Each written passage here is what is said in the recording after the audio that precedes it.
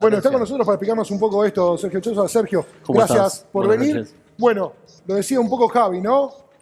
A los aumentos que ya vienen programados, que venimos sufriendo desde el principio de año, este nuevo acuerdo, esta renegociación con el fondo, parece ser más inflacionaria todavía. ¿Está bien esa lectura o no? Sí, el programa con el Fondo Monetario, porque el crédito que contraímos con el Fondo Monetario es inflacionario. El programa con el Fondo Monetario no te deja usar anclas, tirar un ancla ahí para frenar algunos precios regulados, porque eso también genera distorsiones, ¿no? Obviamente, por un lado uno querría, en un momento muy debilitado para la macro argentina, poner un ancla, ¿no? Poner un dique de contención sobre estos precios regulados, pero por otro lado, bueno, distorsiona más los precios relativos. El segmento de tarifas es el más claro, ¿no? A pesar de que los aumentos nos duelen, ¿no? Cada porcentaje de suba para las familias es doloroso, pero los precios de los servicios públicos en Argentina, cuando uno los compara contra otras economías, son muy bajos. Claro. Hay otros precios de la economía que también están bajos. El salario, El por salario, ejemplo. claro. El salario. Siempre lo mismo. Hablando de eso, de salarios bajos, tenemos un último momento. Vamos. 36.01 para Ignacio Torres de Juntos por el Cambio y casi 33 de Luque. 3 puntos, ¿no? Sería Sí. puntos. Insisto, cada vez que avanza ese total de mesas escrutadas, la tensión sube porque no hay paso, no eran las primarias, eran las elecciones a gobernadora, vicegobernadora, diputados provinciales, también autoridades locales. Y Juntos por el Cambio quería sacarse de encima la última foto, ¿te acordás la de Córdoba? Sí. La de la derrota. Por eso dijeron, bueno, vamos a renovar el viaje. Larreta, Bullrich llegaron tempranos para poder subirse a un búnker ganador. Pero, insisto, a esta hora hay que esperar, hay que seguir minuto a minuto el escrutinio porque no está nada dicho. ¿Luque está esperando los votos de la matanza? No. No. ¿No? ¿No es así? ¿No es así? No. Sí, Javi. Blanco, nulo e impugnado, según el recuento que hace la Cámara Electoral de Chubut, da 13%, o sea, prácticamente tercero en la elección, blanco, nulo e impugnado en la elección, en lo que va votado. Hay que ver si avanza esto, porque también... Puede terminar por arriba del liberal. Claro, mientras se achica esa diferencia, también se agregan los votos blancos no impugnados y suben proporcionalmente. Cuando arrancamos el programa estaban cerca de 10, ¿te acordás? Sí, claro, y los aliados de Milei estaban en 14 y ahora están en 13. O sea que están empatando el tercer lugar con el voto blanco / observados, ¿no? No es solamente el blanco, pero lo que se invalida en la urna también está tercero en esta provincia.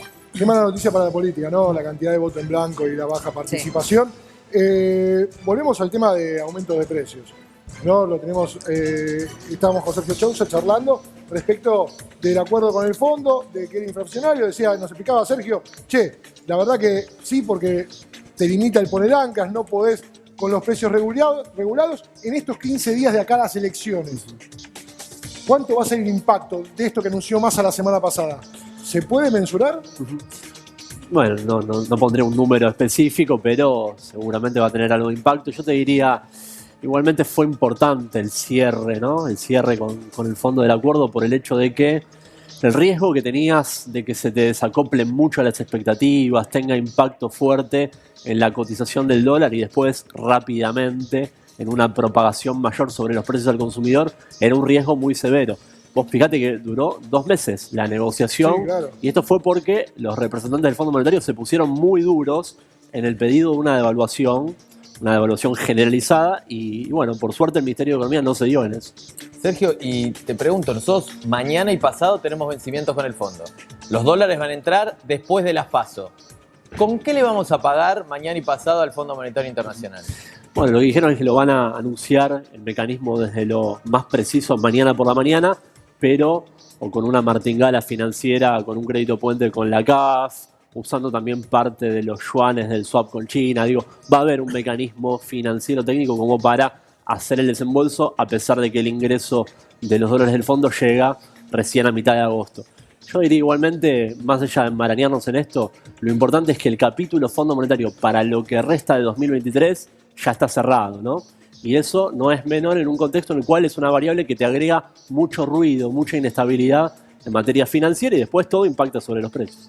Vos decís que es peor no haber acordado que el acuerdo. podría haber sido peor si no cerrábamos después de estos 2 meses de negociación y finalmente se le puso ese broche de oro. Obvio, ninguno se siente cómodo con estar en un programa con el Fondo Monetario. El gran pecado fue en 2018 haber ido al Fondo Monetario. Ahora, Karina, cuando escuchás a Sergio Massa decir soy el presidente que va a sacar el Fondo de la Argentina, ¿le crees?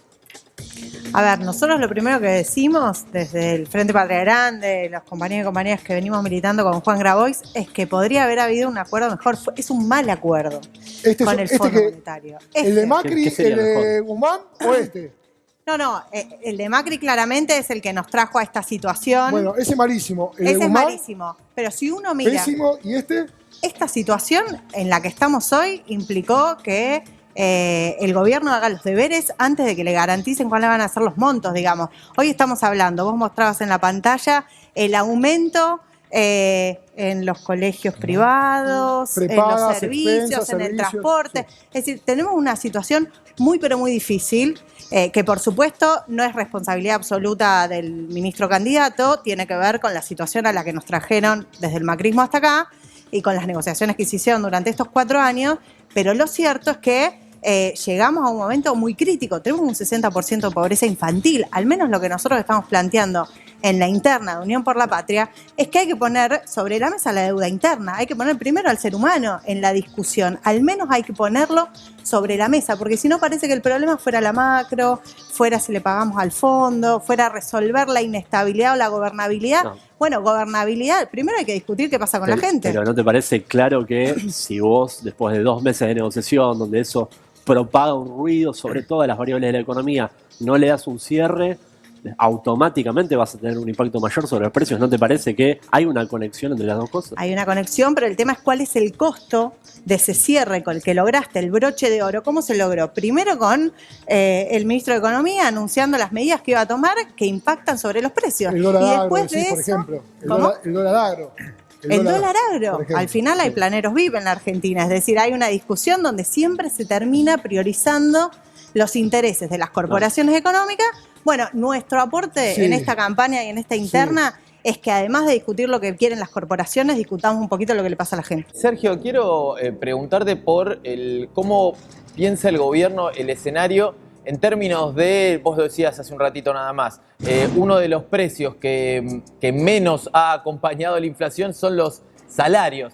Según los propios datos del índice de salario que refleja el INDEC, tenemos que hablar que en el último año los trabajadores informales perdieron 36 puntos porcentuales si comparás lo que se modificó el salario de los informales con lo que aumentó el índice de precio al consumidor en el mismo periodo.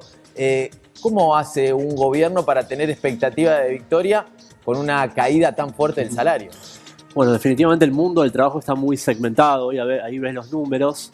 El sector que hoy no tiene una cobertura indexatoria por convenios colectivos, por algún mecanismo de indexación automático, es el que más está sufriendo. Hay una realidad también de la estadística pública que a veces no capta bien en contextos de alta inflación porque hay subregistros, hay mucha informalidad, mucha economía en negro, y eso genera que no se capte del todo. Pero yo te diría, la mejor política redistributiva que podrías hacer hoy no es una política tal vez de volcar recursos, sino de trabajar sobre la inflación. Esa sería la mejor política redistributiva.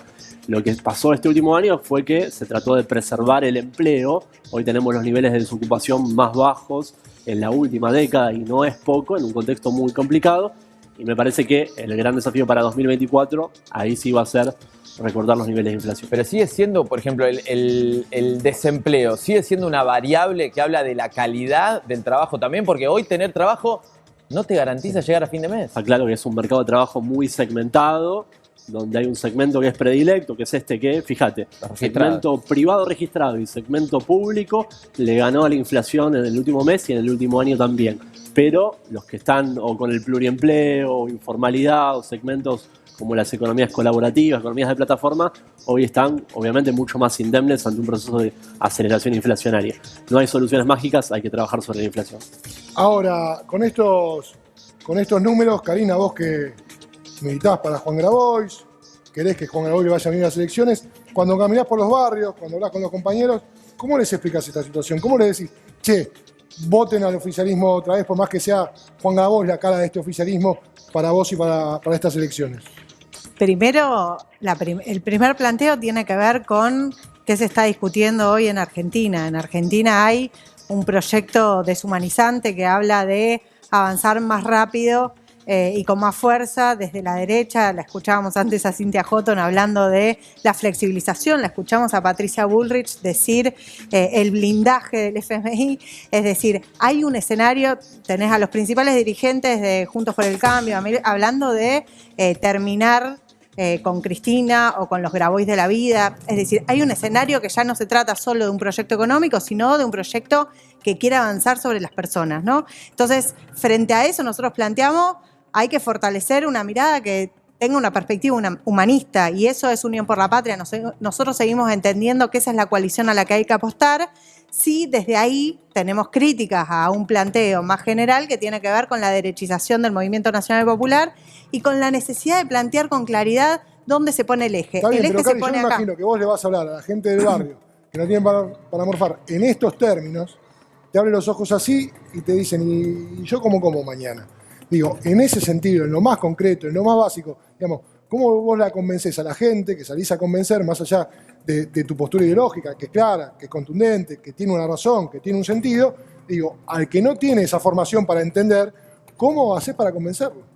Es que, a ver, el que no tiene para comer, el que está en una situación económica muy difícil, es con quien militamos todos los días y nos organizamos para dar respuesta concreta, digamos. La urgencia está puesta en la organización popular, no lo va a resolver ningún candidato y ninguna elección. Esta semana pasada hubo una movilización multitudinaria en la ciudad de Buenos Aires porque recortan los alimentos en los comedores porteños. Entonces, la situación de que no te alcance para 3 comidas diarias se resuelve con movilización, con reclamos concretos a los responsables municipales de la ciudad de Buenos Aires, provinciales o nacionales, en todos los planos, ¿no? No uno o el otro. Nacionales también. En el Ministerio de Desarrollo Social hoy en Argentina llevó adelante un ajuste que llevó adelante el ministro de Economía, Sergio Massa, por pedido del Fondo Monetario Internacional. Bueno, frente a eso está la movilización, el reclamo concreto. Ahora, en términos de proyecto, frente a la oferta que hay cada vez más a la derecha, donde además Milei corre por derecha a Patricia Bullrich a Larreta y Larreta a Sergio Massa, digamos, hay un escenario donde nosotros planteamos hay que dar otras discusiones y nuestra voz tiene que ver con eso. Al vecino, a la vecina, lo que le decimos es que la única forma de pelear las cosas, nadie va a regalar nada, va a ser organizándose y luchando. Karina, hay un poco de esto de no nos une el amor sino el espanto de lo que está enfrente, es juntarnos ante la posibilidad de que Juntos por el Cambio o Milei sean los ganadores. Yo creo que hay más que eso, hay una mirada en la coalición, por supuesto en una coalición siempre hay miradas distintas, pero también hay algo construido en relación a qué se tiene enfrente y qué proyecto lleva adelante el peronismo. Bueno, el peronismo en su más amplia mirada, ¿pondera más la justicia social o pondera más ordenar la macro? Bueno, nosotros planteamos que pondere más la justicia social. Ahora, dentro del Frente Patria Grande, digo, hay fechas que son simbólicas para todos los dirigentes de los movimientos sociales y el 7 de agosto es una fecha simbólica. El próximo lunes, no mañana, sino el próximo será 7 de agosto. Faltarán poquitos, 6 días para las elecciones. ¿Qué van a hacer los movimientos sociales ese día? Ese día, como todos los 7 de agosto, los movimientos sociales van a estar en la calle, se van a movilizar, van a plantear la agenda de tierra, techo y trabajo, que más allá de la agenda electoral sigue siendo una demanda que une al conjunto de las organizaciones y movimientos populares y a la unión de trabajadores y trabajadoras de la economía popular en su conjunto. Lourdes. Sí, estaba pensando justamente en el 13, pero también después, ¿no? de las PASO, porque me parece que lo que se viene es una campaña constante, pensando en las internas y las diferencias. En caso de que todo indica que Sergio Massa va a ser el ganador de la interna de Unión por la Patria, ¿qué hacer con eso, con esa militancia, con ese llamado, con esa convocatoria? No es fácil, yo lo sé. La pregunta es ¿hasta dónde la crítica y hasta dónde el acompañamiento, por lo que decía Javi, ¿no? El espanto de lo que hay enfrente? Bueno, primero también está bueno preguntarle a Sergio Massa qué hace si gana la interna Juan Grabois. Es verdad, vale. Pero Juan lo ha dicho en muchas oportunidades, el que pierde acompaña. Ahora, no es que el 14 de agosto Sergio Massa se convierte en rubio de ojos Claro, celestes y exacto. es Brad Pitt.